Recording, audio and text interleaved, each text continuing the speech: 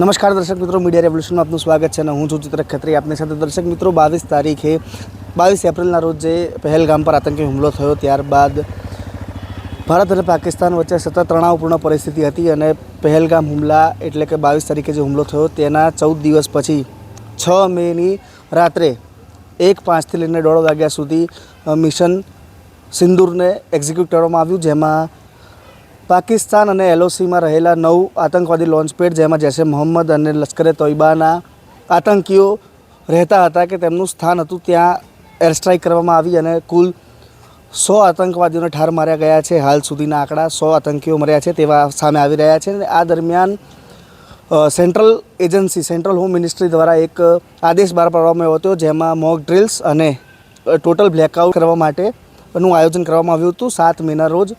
તો દર્શક મિત્રો, હાલ આપણે છીએ ન્યૂ ચાંદખેડા વિસ્તારમાં। તમે જે પ્રમાણે જોઈ રહ્યા છો એ પ્રમાણે અહીં ટોટલ બ્લેકઆઉટની જે મોક ડ્રિલ હતી તેને ચુસ્તપણે પાડવામાં આવી રહી છે।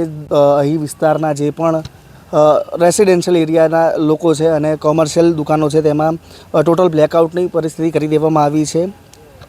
આ આખી જ રિહર્સલ તેના કારણે છે, કારણ કે આ જે નવી જનરેશન છે તેને બ્લેકઆઉટ અંધારાપટ શું છે તેને વિશે ખ્યાલ જ નથી અને સાથે સાથે યુદ્ધની પરિસ્થિતિમાં જો પાકિસ્તાનના મિલિટરી એરપ્લેન એટલે કે ફાઇટર જેટ્સ જો ભારતની એરસ્પેસમાં દાખલ થાય તો આ પદ્ધતિ ખૂબ જ કારગર નીવડે, કારણ કે જ્યાં પણ પ્રકાશ દેખાય છે ત્યાં પાકિસ્તાન પોતાના ફાઇટર જેટથી બોમ્બાર્ડિંગ કરી શકે છે। આ કારણના લીધે ભારતમાં આ બ્લેકઆઉટ ટોટલ બ્લેકઆઉટની જે મોક ડ્રિલ યોજવામાં આવી હતી, આ મોક ડ્રિલમાં ઘરમાં જે લોકો ઘરમાં હોય તે ઘરની બહાર પણ પ્રકાશ ના જવો જોઈએ અને સાથે સાથે અહીં સ્ટ્રીટ લાઇટ પણ બંધ કરી દેવામાં આવી છે। માત્ર આ મોક ડ્રિલ છે, પરંતુ જો યુદ્ધની પરિસ્થિતિ આવે તો સ્ટ્રીટ લાઇટ્સ ટોટલ બંધ કરી દેવામાં આવશે। કોમર્શિયલ જે દુકાનો હશે તેને પણ લાઇટો બંધ કરી દેવામાં આવશે અને રેસિડેન્શિયલ ઘર છે જે લોકો રહે છે તેમના ઘરમાંથી પ્રકાશનું પુંજ બહાર ના નીકળે તેવી પદ્ધતિ શીખવાડવામાં આવી છે।